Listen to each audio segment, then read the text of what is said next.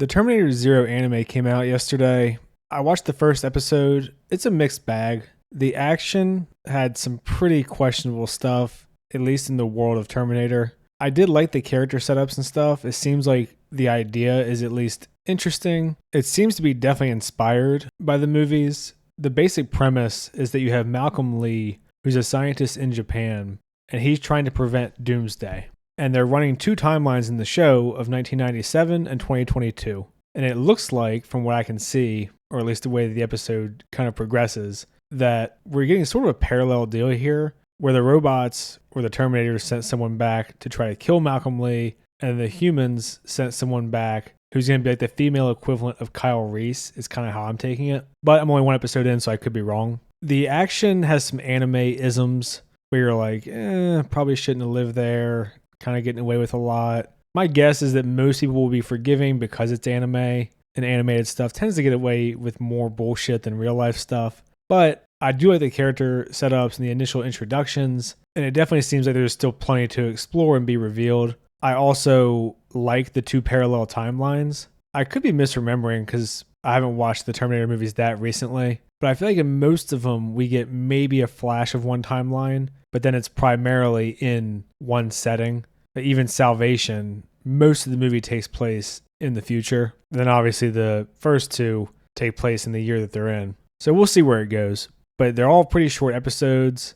I'm watching in Japanese instead of English because it's anime. I guess I'm a sub snob. So most of the action is right in this first scene, and this is kind of where the fuckery is. So she shoots a grenade near the Terminator, and she's just standing in this hall as the Terminator slowly walks through, and you can see people are all dead around, and he's mowed everyone down with a Gatling gun. I guess you're supposed to assume that the smoke is messing with his vision or whatever, his sensors, but she should be dead here.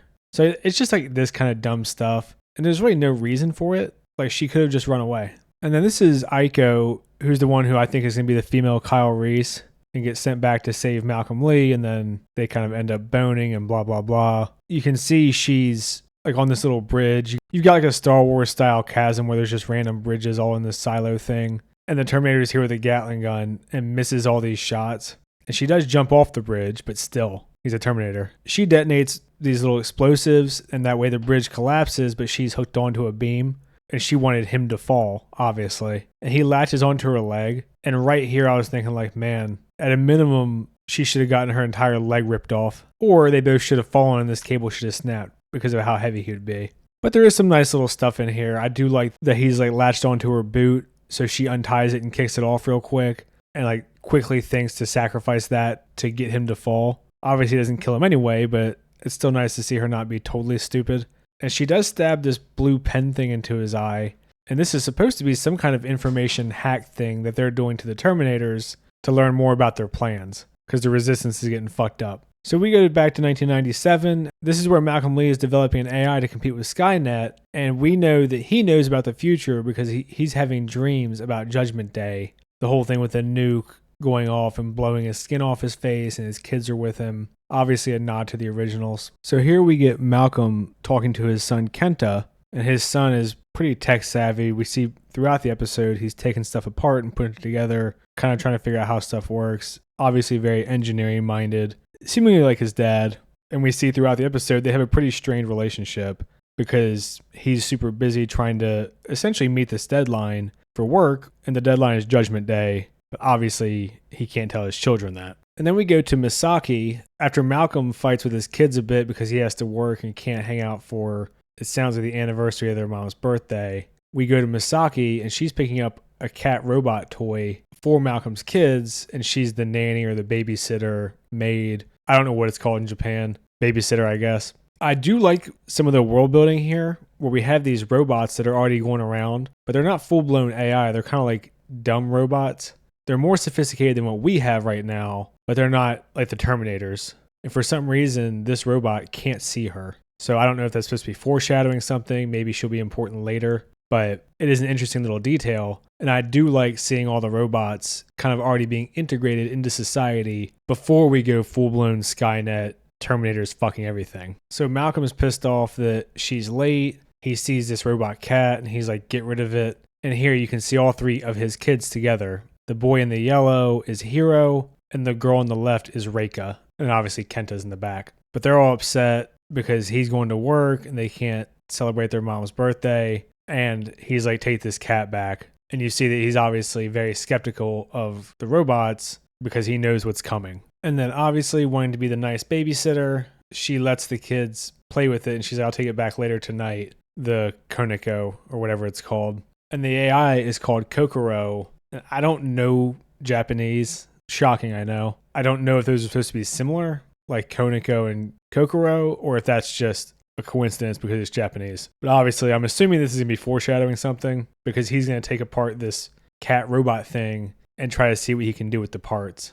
And obviously, Judgment Day is fast approaching. And the daughter, Reika, explains to the nanny or the babysitter that it's not because it's a robot, it's because it's a cat. And we see this picture, who I think is Aiko from the future. So that's why I'm assuming she gets sent back. And then I don't know if they fall in love or had kids or whatever the case is, but then she had to go back to the present. Seems to be the implication here. We see Malcolm ride to work and the robots are out walking people's dogs and stuff. And he's really skittish about the robots. I mean, obviously it makes sense that he'd be stressed out knowing what's coming. And we get a scene here where one of the robots lets the dog go that's walking by accident because the dog freaks out. It causes a car crash and the robot just keeps looking for the dog while the guy is like dead or dying in the car. This kind of reminded me of iRobot because obviously the whole premise of that movie was that the robot chose who was more likely to survive based on math and not the fact that one was a little girl.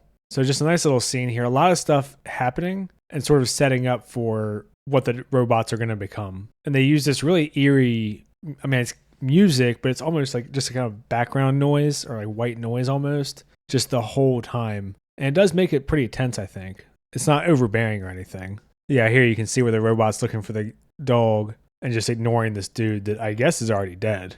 I don't know how fast he was going, but he looks dead to me. So we see him going to work and he says it's August 29th, right? And his coworker says, yeah. And he says by the time it's August 29th in LA, it'll be too late. Because I think Japan is about 12 hours ahead of us. I'm purely basing that off manga releases. But something in that neighborhood. So he's already kind of freaked out because he's coming down to the wire here to try to stop Judgment Day.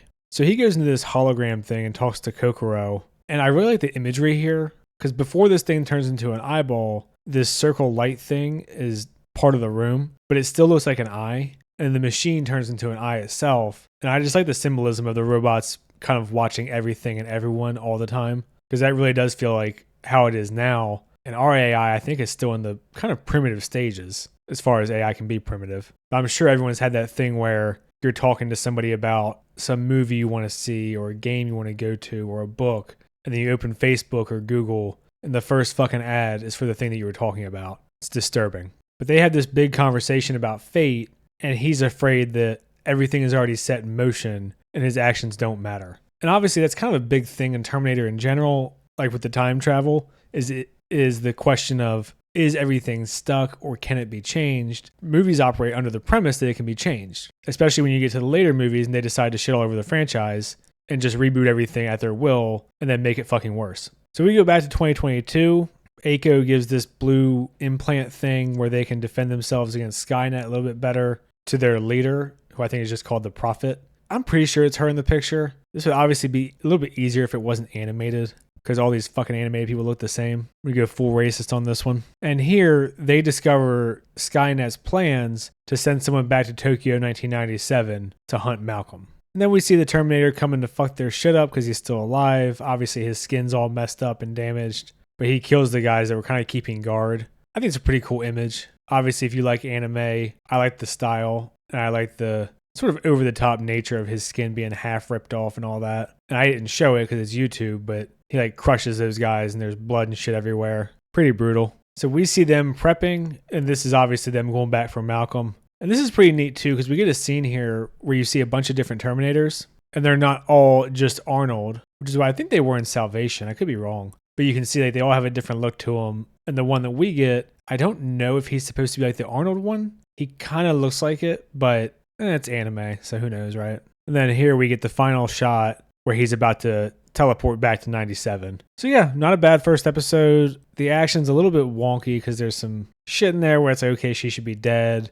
The Terminator's missing a lot of shots for having a Gatling gun. especially when you consider that in T2, he's able to shoot all around those cops and not kill any of them because of the promise to John. So, not a huge fan of that, but I do like the character stuff. I like the kind of a trope, I would say, of Malcolm having to do something really important and neglect his family, and they don't understand because they just don't believe it. I'm curious to see where it goes. Like I said, episodes are super short, maybe 25 minutes if you get rid of credits, and there's only 8 of them. So who knows? Maybe I'll crank through it and just do one review for the whole thing, or maybe I'll just take my time and do a video for each episode. I'm going to leave it there for this one. If you've seen it, let me know what you think. I try to respond to all the comments below that aren't just insults. The link to my other channel where I re-upload the live streams will be in the description and at the end of this video. You can click it and like and subscribe and all that shit. Thanks. See ya.